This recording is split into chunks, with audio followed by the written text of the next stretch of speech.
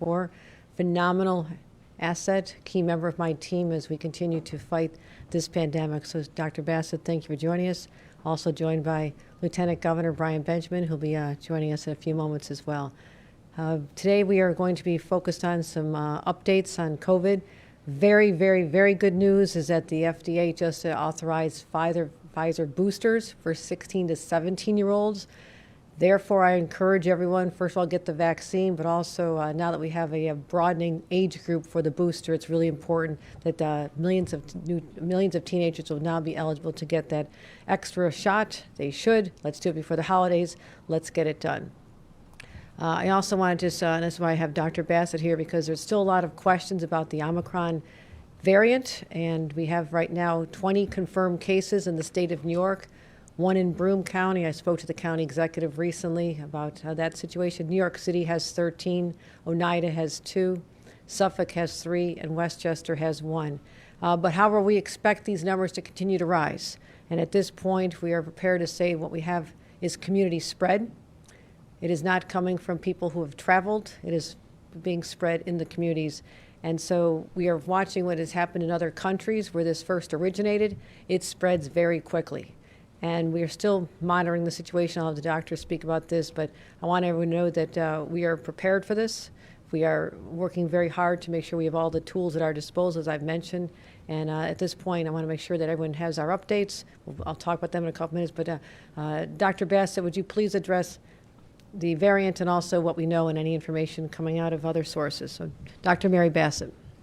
Thank you, Governor Hochul. As you've just said, we've identified 6 additional Omicron cases in New York State. So we have a total of 20. They're mostly from the New York metropolitan area, but they come from all over the state. They have come from also the southern tier and the Mohawk Valley. And as you've said, Governor, this is consistent with community spread. We have over half of states reporting Omicron. It's been reported in nearly 60 countries. And we know that in this state there are more undetected Omicron cases, and as there are also in the rest of the country. But I do want to stress that the uptick that we're seeing in cases and in hospitalizations reflects the Delta variant. It remains overwhelmingly the dominant strain in the United States and, in fact, around the world. And we don't know yet whether Omicron will outcompete Delta.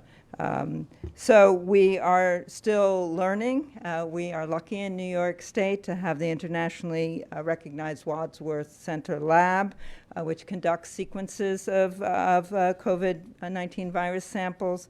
They ask other labs to submit samples to Wadsworth that have a characteristic PCR pattern that's called the S-drop that's associated with the Omicron. And they also sequence a sample of a random sample of other strains of other samples. So this is important because we have reports that not all of the Omicron sequences contain this characteristic S-drop signature. So we are assuming that this variant is circulating around the country and that enhanced surveillance is appropriate. There are at least 3 questions about Omicron to which we all want answers, which we are too early to answer with certainty. The first one is whether it will prove more transmissible than the Delta variant, whether it will cause more severe disease than the Delta variant, and how well our vaccines, which were developed for the original strain, will protect against the Omicron variant. So we're going to know more. We're learning more. So far, we know from looking at where Omicron is circulating in other countries that it seems to be highly contagious, that it is no more lethal than the Delta variant, and that vaccines continue to offer protection against severe symptoms and hospitalization. So while we are looking at this Omicron variant, we're also thinking at the department about the broader health impact of the COVID and looking at long haul COVID, children's mental health, which, for example, we've all noted recently has been so adversely affected. So we're interested in taking a broad approach to COVID. There are other things for us to be concerned about than the emerging strains as we think about the consequences for this pandemic on the residents of our state. We're working with all levels of government, with federal, state, and local parties. I'm particularly happy about this governor. We've worked to reestablish, whatever you want to call it, daily working connections with our colleagues in the New York City Health Department, with whom we are communicating frequently. I know that the world is weary of COVID. We are all weary of COVID. Fortunately, as new variants emerge, we have more advance warning than we had when COVID first made its appearances on our shores, when our federal leadership was looking to the east and New York City was the place that got slammed. We now know that we have tools. And before I turn it back to the governor, and I know, Governor, that this is what you always tell us, but I'm going to add my voice to it. We want people to get fully vaccinated. If you're fully vaccinated, we want you to get a booster. You've heard that we are now expecting soon for the CDC to recommend boosters to the 16 and 17-year-olds. The best protection that children have is that every adult around them is fully vaccinated. So not all children under 5 can't get vaccinated. Let's put them in a circle of protection in terms of adult vaccination. We wear a mask. Masking indoors is a good idea. Get a flu shot. We're in flu season. Think carefully as we go into the holiday season about crowds. Stay home if you're sick. So we simply must use these tools. Our physical and our mental health depend on it. So as we prepare for the holidays, I want to encourage everyone to plan around the most vulnerable person in their family unit. If it's a child who's not eligible for vaccination, look at your plans from the perspective of that child. If it's an elderly parent, my mother is 93, look at your holiday plans from the perspective of that person. I continue to be very hopeful as we face 2022. I'm hopeful not only for my hometown, New York City, but for the whole state, upstate too. I can't wait to get back to Albany, actually, where I'm living. And I want to urge everyone to remember that vaccine is how we protect ourselves. Masking is how we protect each other. I want everyone to be safe, be smart. We're in this together. Thank you, Governor.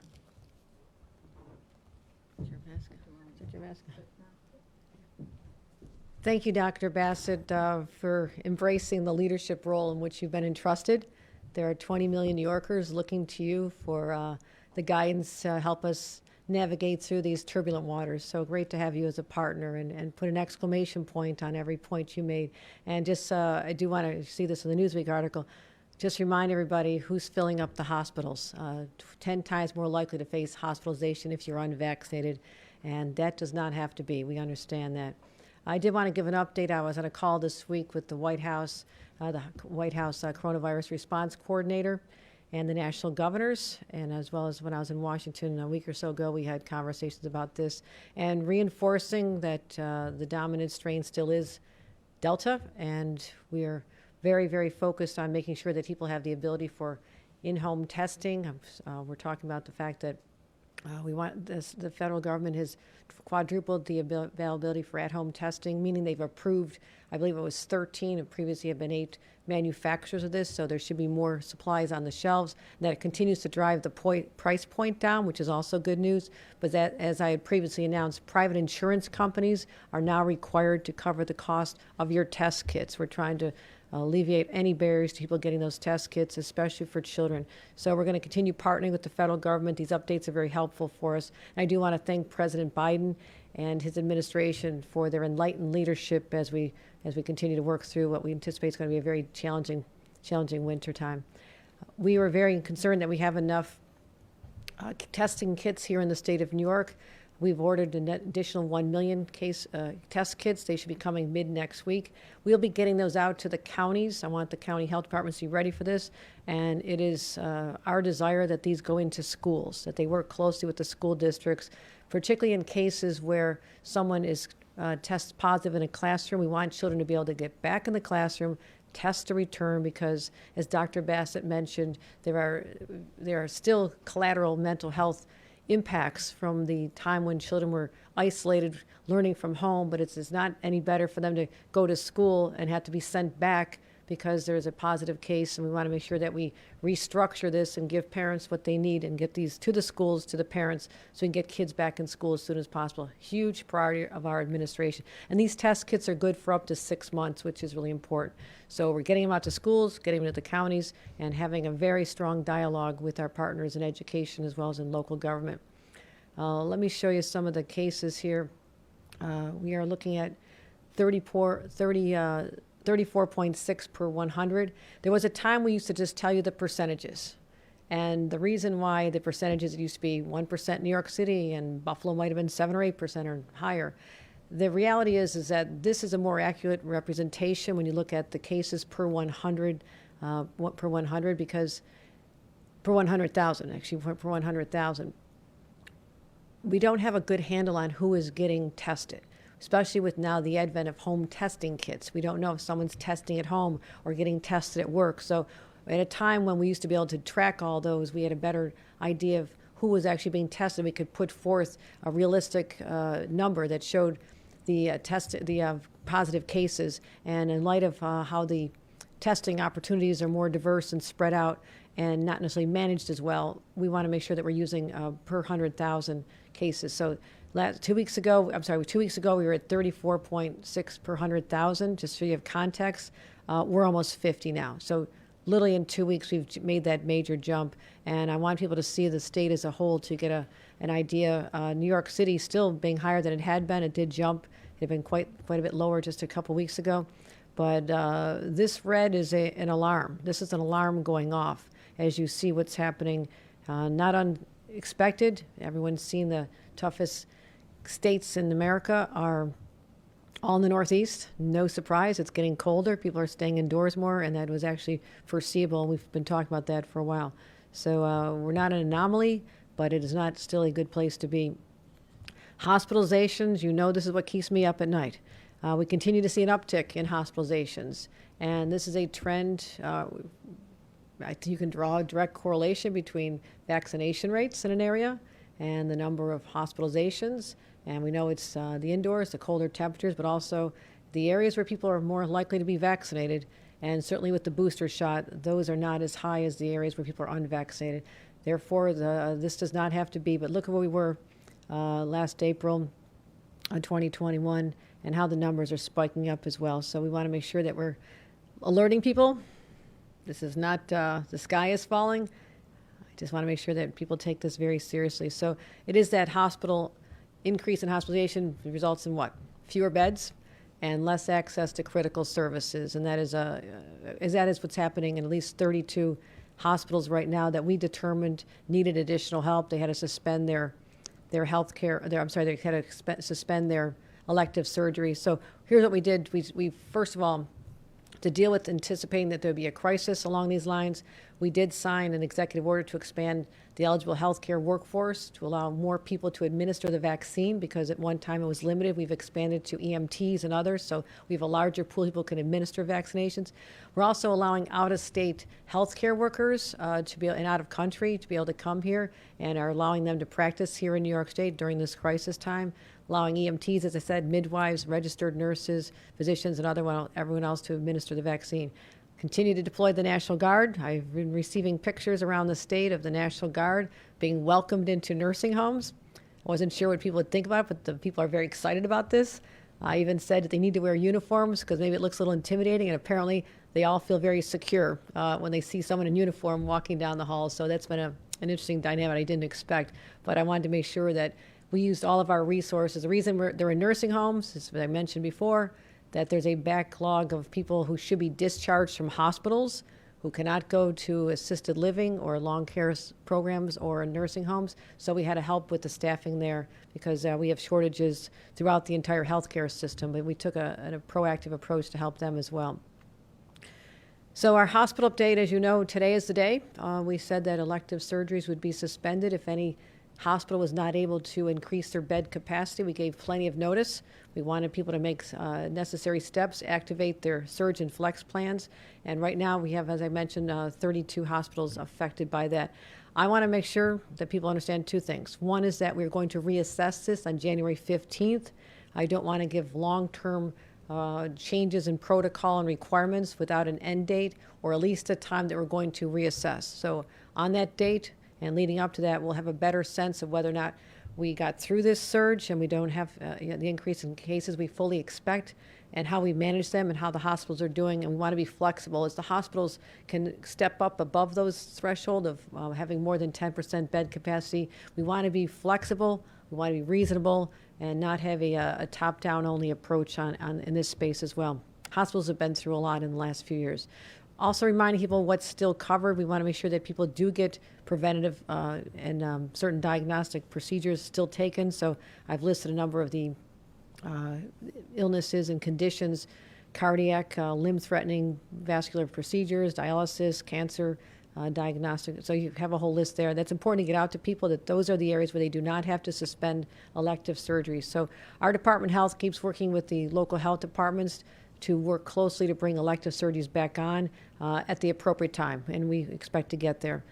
Again, a preemptive strike, make sure we have capacity. Hospitals already don't have capacity in certain areas. Some had already suspended elective surgeries, but some did not, and we feel that this is the right correction at this time. So we have an increase in people getting vaccinated. We know nearly 92% 18 and older have had at least one shot. That is phenomenal. And a good news to report, we were very concerned initially that the children from ages 5 to 11 were not getting fully vaccinated at the rate we wanted to see. The first wave of kids have now received their second dose, and many are fully vaccinated. And these aren't great numbers, but it's going right. Last week it was 0.5% of children in that age group were fully vaccinated, and now it's 5.8%, a 5.3% jump. That's good, but we have a long way to go there. That's some progress, but I'm very focused on these children getting the vaccinations. I do want to talk about some areas that are doing very well. I want to give a shout out. I mentioned the National Guard earlier. They are running our statewide Albany Crossgates Mall vaccination site, which is right near the hotel I used to stay in all the time, so I know this mall well.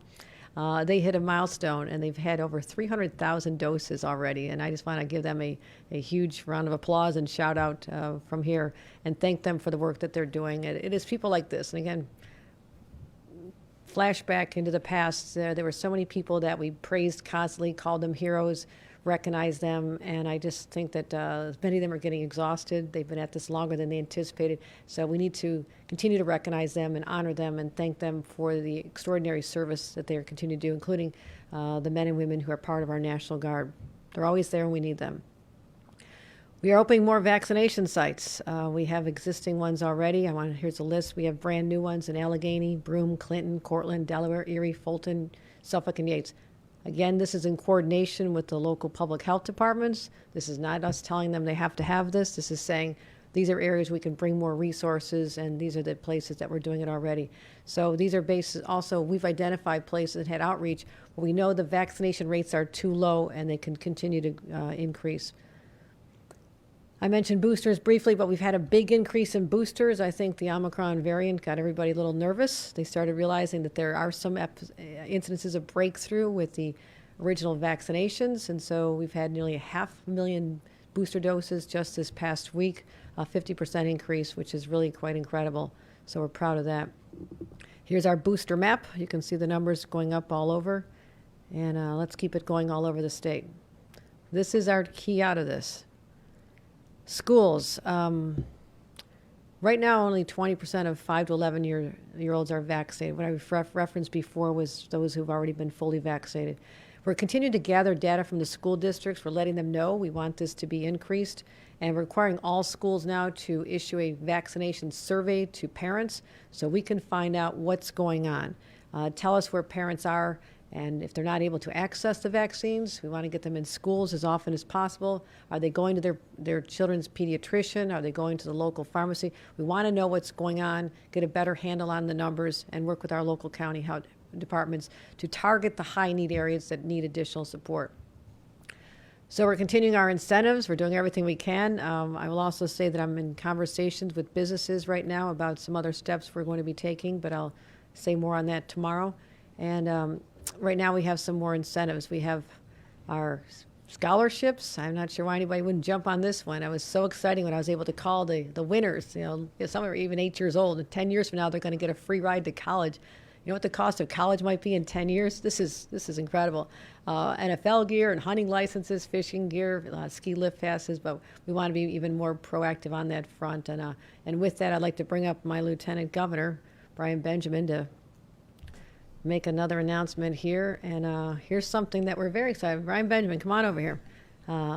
We also know that it's the holiday season, and you cannot be in New York City in particular without thinking about the Rockettes, Radio City Music Hall, and talking about a brand new incentive. We have the first 50 people at these sites listed here: Yonkers Library, Brooklyn Christ Fellowship Church, Mount Vernon Grace Baptist, Freeport Bethel, and his Queens Museum in New York City. The first 50 people will be able to get free tickets. This is in partnership with MSG and Radio City Rockettes for the holiday season, and we look forward to them getting. These are people getting boosted. Okay, this is our booster incentive, so we want to make sure people know that there's an incentive. Come on in, be vaccinated, be boosted, and you get a free voucher for the Christmas Spectacular Show at Radio City Music Hall. And at this point, I'm going to turn it over to some individuals who have a few words for us. Hello. Hi. Tell us what you're doing. We are so excited and proud to partner with Governor Hochul to get the word out about getting boosted. If you head to any of 5 select sites and are one of the first 50 people to do so, you'll get a voucher for 2 tickets to come see us before Christmas. We all want to get back to normal life here in New York City and everywhere, and the way that we can do that is through vaccinations and boosters. We want to thank Governor Hochul for her leadership and getting New Yorkers vaccinated and boosted, and we're always here to help. Make sure you come see us, the Rockettes, at Radio City Music Hall from now until January 2nd. Thank you so much. Look forward to seeing you out there. Let's keep it going. That was fun. I also want to make sure that we acknowledge an important date here today, and it is the birthday of our Lieutenant Governor, Brian Benjamin. So I want to recognize him. I was baking this last night in my hotel room, so there you go, Lieutenant Governor Brian Benjamin. Here you go. Thank you so much, Governor. Like to say anything? Yeah. I also want to tell everyone, if you don't see him next to me, he is likely to be all over the state.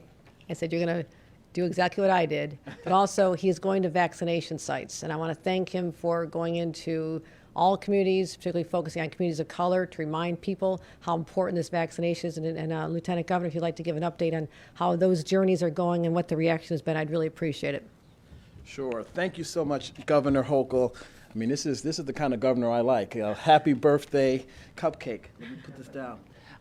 Very briefly, it has been an honor to be traveling the state, particularly going upstate, to go and talk to some of our young people, particularly in communities of color, who have shown some hesitancy. We are finding that young black men in particular, whether downstate or upstate, have been more resistant, and there are some work we're looking to do on that front, working with pastors and community leaders to figure out solutions that can work, but it's definitely something that we have to address. Secondly, as I've seen in my last trip to Syracuse, Rochester, and Buffalo, a number of our communities that are more Republican leaning, there has been a lot of resistance as well. Some of it has been politically driven, and one of the things that we would like to try to do is to find ways to have conversations to take the partisanship out of getting vaccinated, wearing masks, and keeping us all safe. So thank you, Governor Hochul. And there was a lot of excitement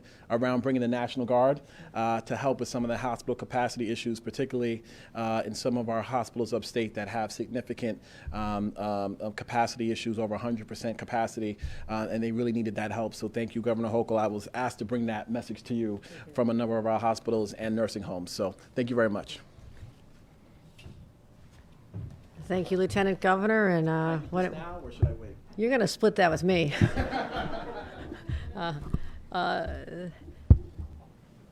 So at this point, we know the tools. We know what to do. We have to get tested, stay home when you're sick, wear a mask indoor public places, wash your hands. As I mentioned, I will be making an announcement tomorrow about some policies that we think will be important to help fight this impending surge. And that's exactly what's happening at this point. We've seen the numbers. We've seen hospitalizations go up. We've seen infections go up. And vaccinations are going up, but not at the rate we want them to see. So we've been talking about needing to take additional steps at some point, and we're going to be talking about that. I'll be releasing information on that tomorrow. So that's where we're at, my friends, and I look forward to taking any of your questions. Governor, the State Attorney General Letitia James dropped out of the governor's race today. She was considered one of your most formidable challengers, second behind you in the early polls. What do you make of her dropping out of the race? And did the two of you talk to each other before she made the announcement earlier today? The Attorney General did call me this morning earlier, and she let me know her intention was to remain doing the critically important work that she has undertaken in the Attorney General's office. And we have crossed paths many times before and after my ascension to the governorship, and I want to thank her for her leadership. Even last week we were together in a Brooklyn church, always very cordial, always respectful to each other, and that's the hallmark of the two of us and how we plan to continue working together to support the important policies that she's undertaking and her support for what we're doing here in the state of New York. So all I can say is I respect her tremendously, always have. That it has never been not the case, and we are going to do great things. And I look forward to having her on the ticket as we head into the November election together. And all I would say after this is a very bad day for Donald Trump and the NRA when we have Tish James, one of the finest attorney generals in the country, very focused on making sure that justice is done. So you are supporting her re-election? I support her re-election, yes. While Attorney General James was still a candidate for governor, you had indicated, look, you've run 13 times before, you run hard, you were looking at a competitive primary. Would you describe yourself honestly today as relieved? You don't know me. It has been a change in circumstances. However, I always, always, always run like an underdog. I'm a Buffalo Bills fan. I'm used to being an underdog. And in my mind, I'm down and I work hard. And that's been the hallmark of my success, is that no matter what a poll shows, no matter what the landscape looks like, that's why I've been successful. I take every election seriously. Unless everyone drops out, we will have a primary. I'm not expecting that. But I have said from the beginning, my focus has to be on the November election, because we saw the warning signs just recently on what can happen in places like Virginia and in places like New Jersey, which was very close, and what we saw in Nassau County, not far from here. I have been heeding that warning and focused on that as the leader of the New York State Democratic Party. It is also on my shoulders to pull it together and have unity in our party, because we have to make sure that the Republicans do not get a foothold anywhere among my colleagues who are running for office statewide.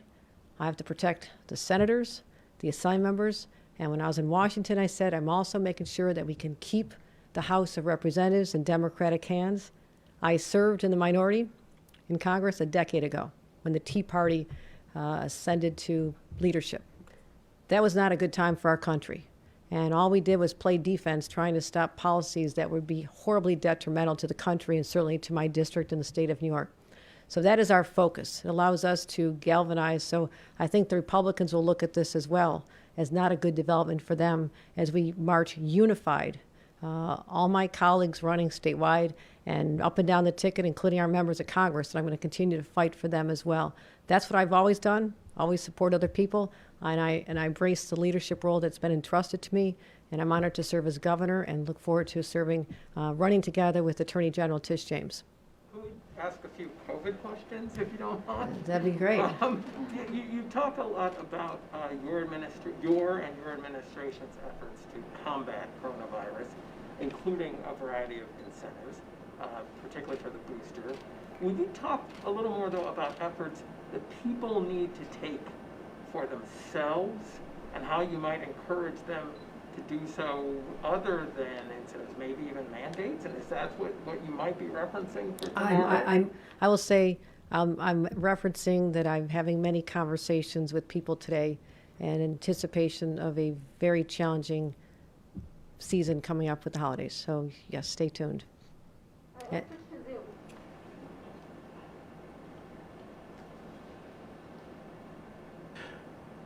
Hello, Governor. Good afternoon. Good We're afternoon. going to jump over to our Zoom questions Okay. now. Your first question comes from Bart Jones of Newsday. Bart, your mic is open. Hi, Governor. Can you hear me okay? Yes, I can. Good. So, listen, as we look across the state, we see that the region with the best performance of all on COVID-19 today, believe it or not, is New York City, which was once a global epicenter of the pandemic. Now the city has the lowest positivity levels in the state at about 2%, even though it's a densely populated urban area, obviously. Suburban Long Island, by comparison, is 6%, and some regions upstate are even at 10%. Long Island is now producing almost as many daily cases of COVID-19 as New York City, even though the city has triple the population. My question is, why don't you use your emergency powers that you assumed on November 26th to implement statewide the same program New York City is doing? As we know in the city, people have to show proof of vaccination to get into restaurants, sports venues, gyms, etc. No other region is doing this. Now, I know you've said you're leaving it up to local governments to decide how to handle the pandemic, but none of them are deciding to follow what New York City is doing. Is it not irresponsible not to implement this plan statewide when we know it works? As I said, the plans are being developed to address the impending surge.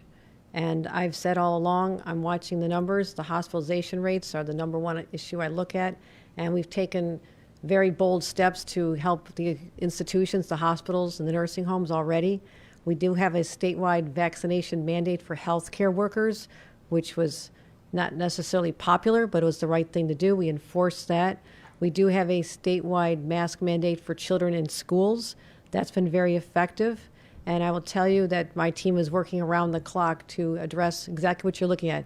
I know the numbers. I know them like the back of my hand. I know exactly what's happening, and we're preparing to take steps to assist regions of our state. And I do commend the county leaders who've appreciated our approach, which is to empower them. But I've always said I will continue to reserve the right to take other steps if necessary, and the numbers right now are not looking good. Thank you, Governor. Your next question comes from Bernadette Hogan of the New York Post. Bernadette, your mic is open. Hey, Governor, how are you? Thank Sure. you for taking my question. Sure.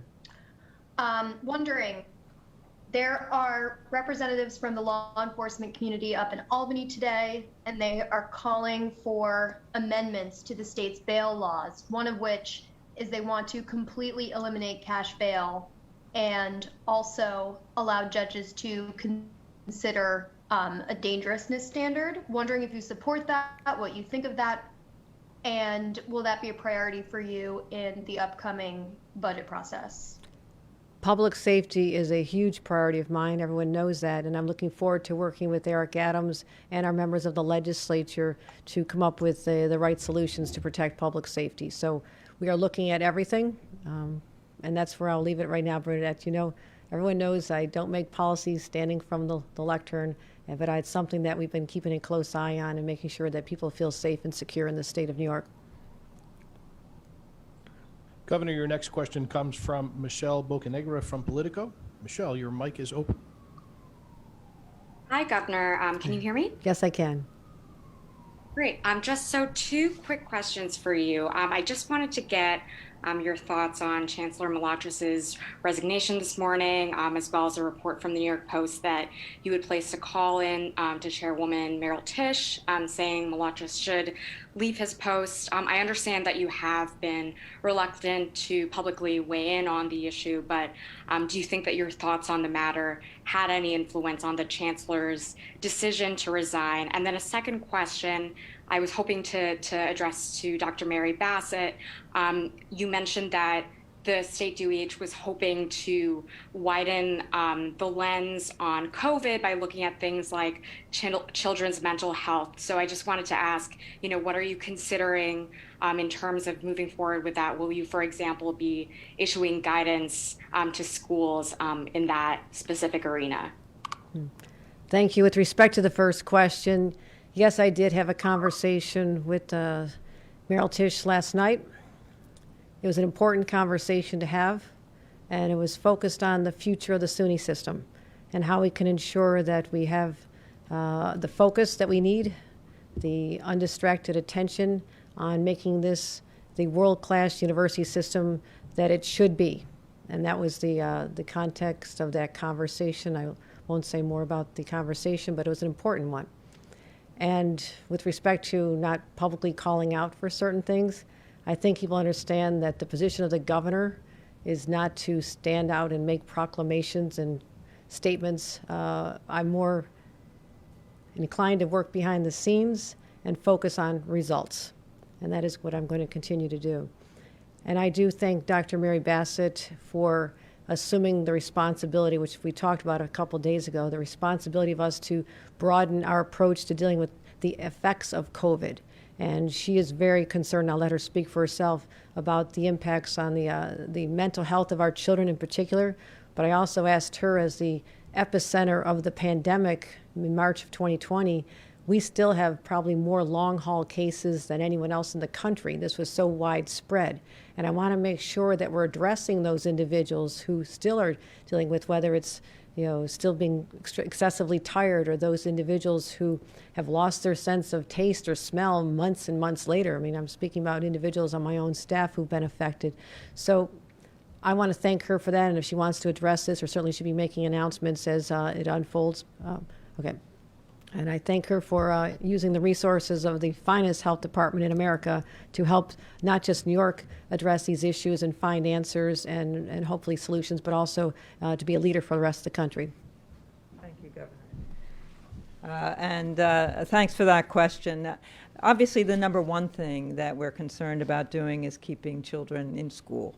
And part of that is promoting vaccination. But in addition, we know that now we're in our second year of children having their education disrupted, and we know that this has had huge mental health effects. I'll be having a conversation with the State Education Commissioner, and we'll be thinking about what we can do on this. So I can't tell you a particular plan, but I just want you and the public to know that we're focused on boosters and vaccination and keeping people safe in that way. But we understand that there are other ways in which people have to be kept safe, and that mental health is just as important as physical health. On long COVID, we're going to be convening.